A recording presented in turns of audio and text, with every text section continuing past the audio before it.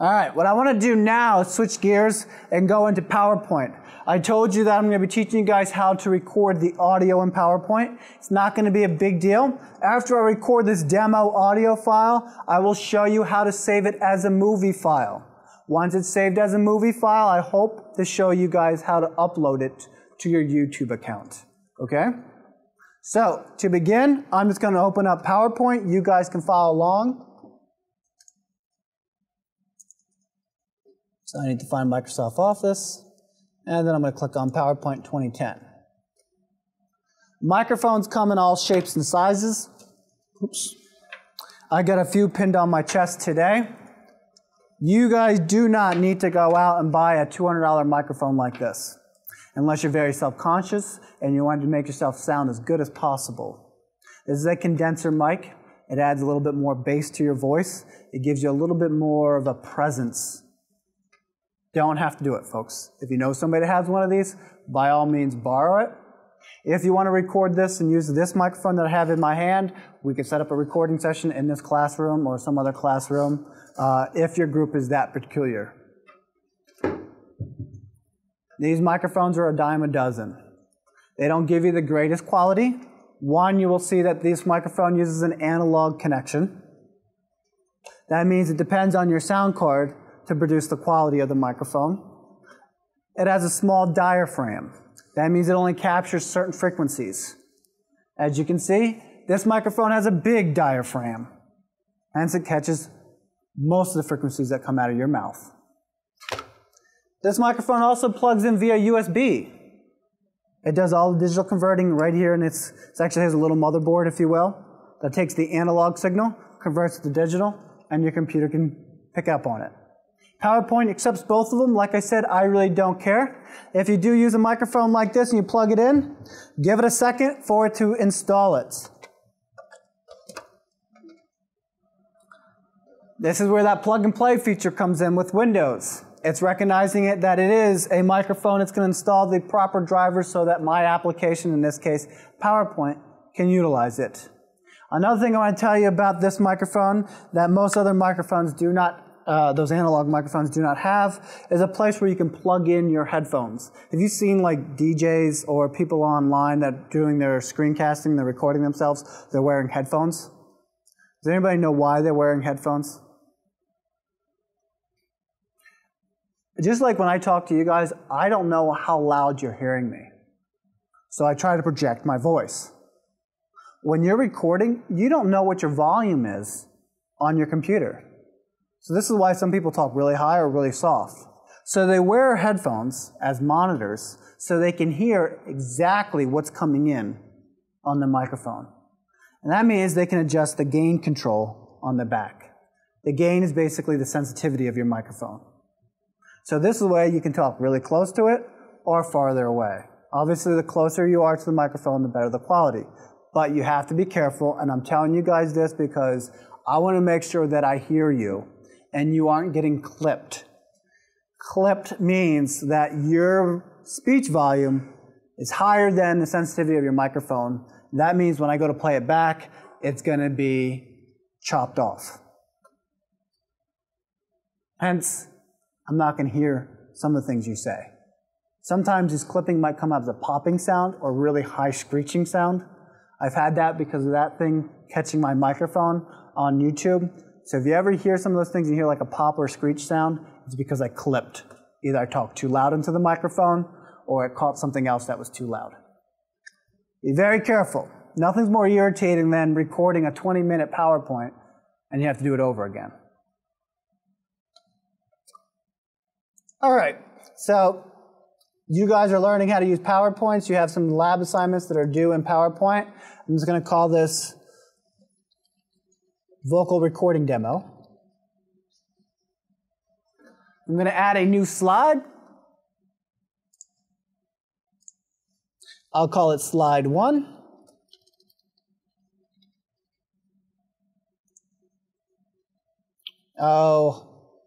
Item 1. Item 2. Folks, I'm just doing this to illustrate points. That's all. Keep your PowerPoints nice and condensed. There are guides out there that tell you the do's and don'ts of PowerPoints. One of the don'ts is do not make your font color match your background color. I won't be able to read it that way.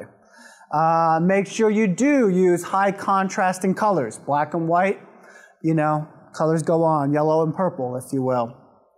The other thing I would suggest you guys do, and it's required, down here in this little notes section, write out your speech. Put it in there. So I'm going to grab this little area, this bar, if I can find my cursor, move it up, and in that I'm going to say, let's see, slide 1, item 1 is all about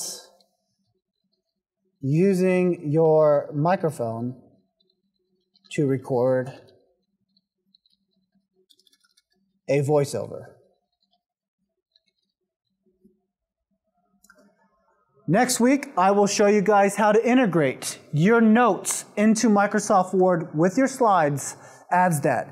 Nothing's more handy than recording just your voice and having a script right by it, read it off.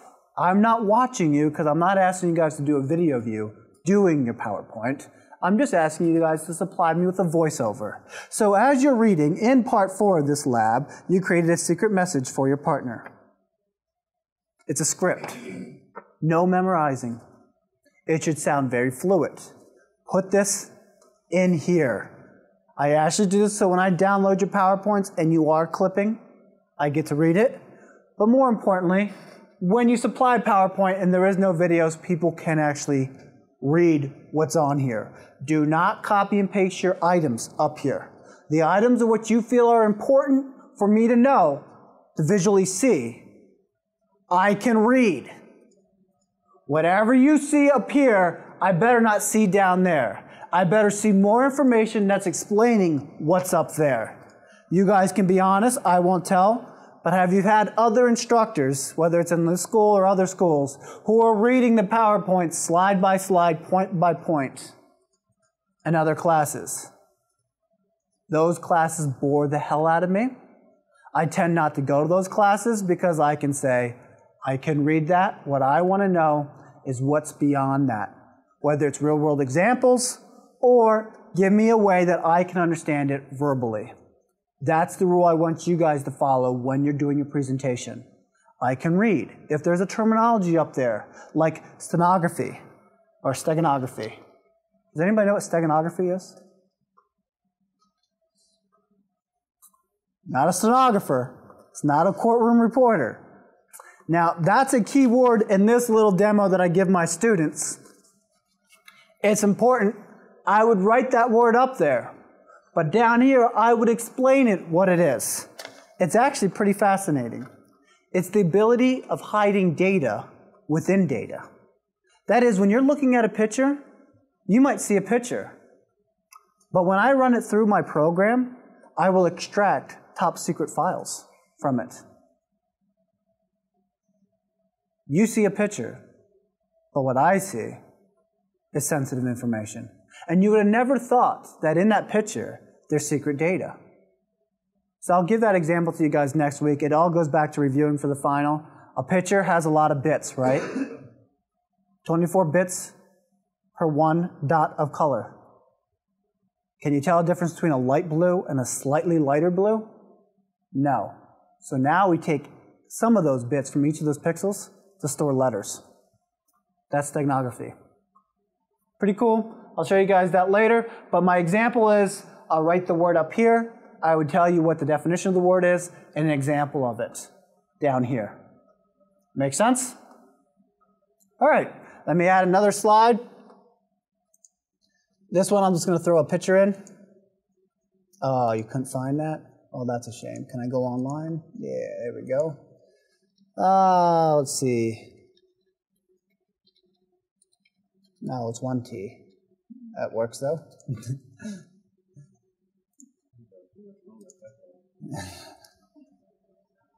All right, so, hate to ask. You will be asked to put pictures in there, and once again, explain whatever's going on in here. Don't put a picture in there because it looks cute. It's a fuzzy dog, doesn't get you anywhere. I had a math teacher in college, and everybody, the rumor around campus was, draw a little picture of a cat in a hat, and you'll get like extra credit points on your exam. Here I was doodling all over, and he wrote a little comment, put more work in your studying and less in your artwork. Here we are. So if there's something to do with stenography, maybe I could explain it in here. I got enough slides to do this demonstration. Of course, you guys are going to be asked to do transitions and effects. Transitions are the animation between each slide. I'm going to switch my view to be like the light box view. I got all 3 slides. I'm going to highlight all 3 of those slides. I'm going to go up to transition. And let's do a push.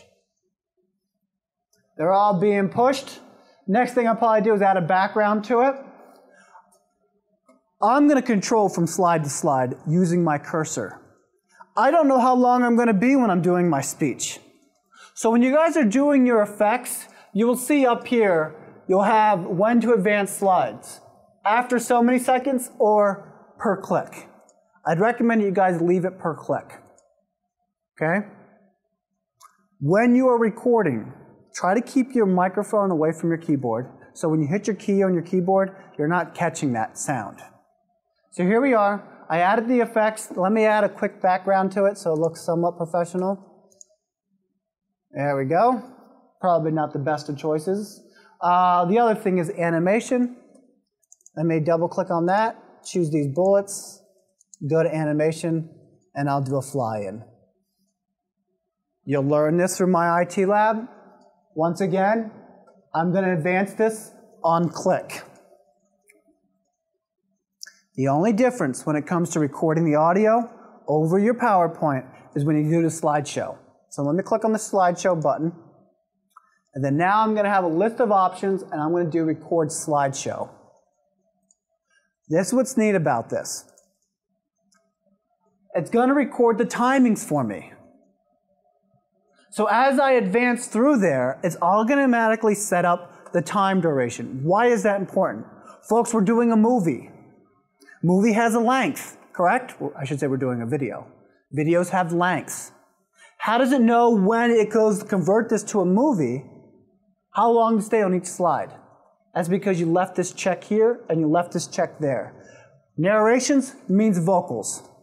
So make sure both of these are checked before you start recording. Let me do that.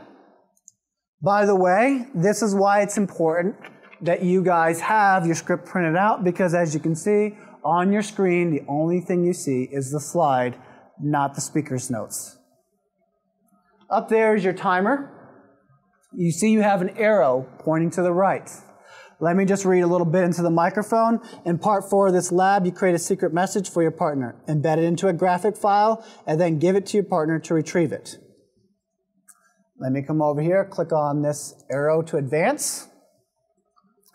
Notice none of the animations are coming in yet because I said on click. This is where you are reading and using your mouse. Hopefully you guys can walk and chew gum at the same time.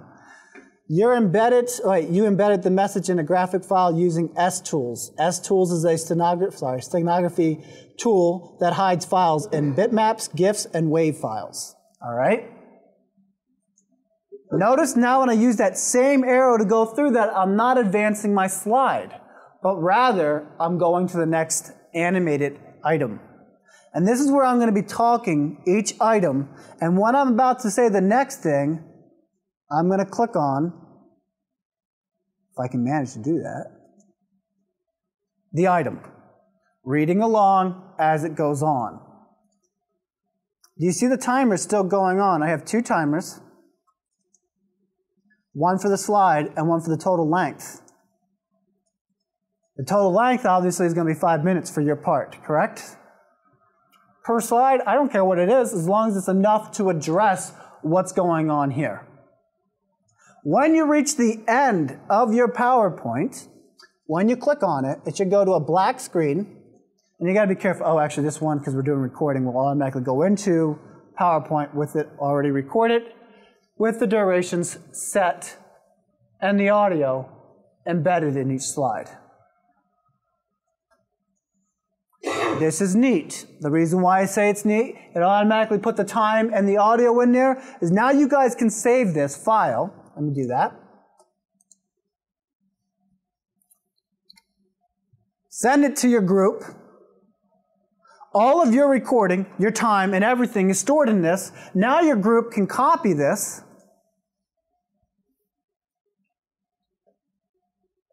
or import it into a new PowerPoint. As you can see, I have the little speaker down here. That means my audio was captured.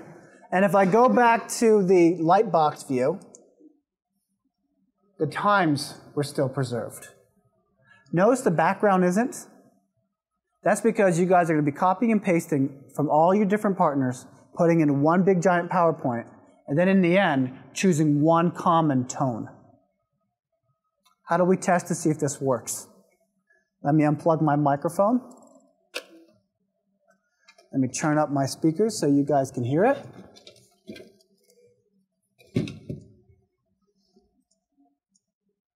Let me go down to slide view. Whoops. Let me go back to the first one.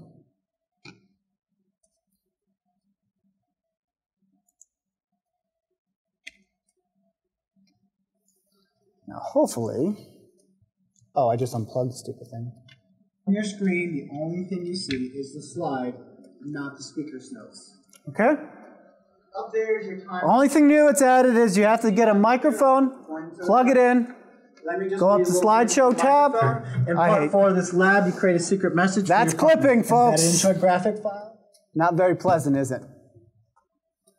All right.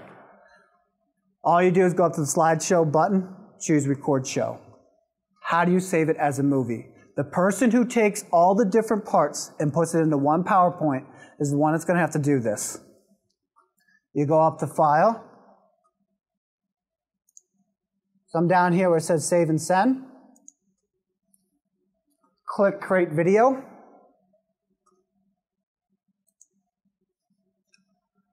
Over here, make sure it's at least large, the 96 by whatever, okay? If you're using 2013, they actually do 720, but just choose Computer and HD displays. Make sure it says Use Recorded Timings and Narration. This is important because this is how they know how long it is. If your slide does not have a narration or a timing on it, then it'll default to 5 seconds, or whatever you put here. 5 seconds is good enough. Let's click on Create Video. It's going to ask for a name.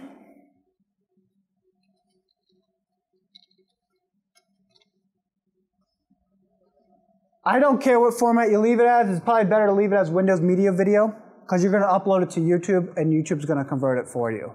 Let me click Save.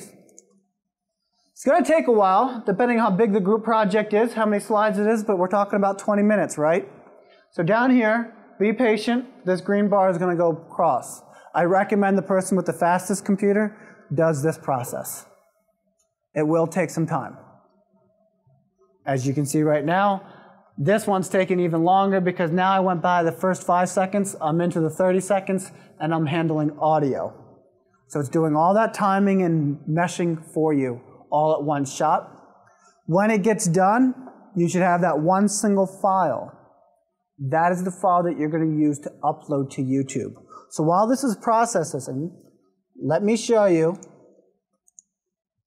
how to log into YouTube using your school account. If you were to go to youtube.com, and you guys can try this anytime, where it says sign in up here, type in your email address. That is your school email address. You'll be doing a lot of round robin. So just type in your school username and password that you use for MyCCC, hit enter, and it's going to yell at you. It's going to say this site's managed by some other company. Click sign in again. Don't put a password and just click sign in. Now it's going to jump you to the MyCCC portal.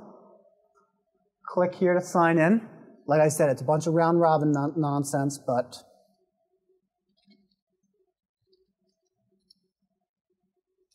Okay, now I'm back to Google and they're saying your cookies are turned off. If your home cookies are turned on, you guys should have no problem going back into Google. But if they're turned off, no problems. Come up here top where it says Google's address. Type in youtube.com again. Here's a round robin. Click on sign in again. I told you it's silly. Shouldn't do this at home if you have cookies.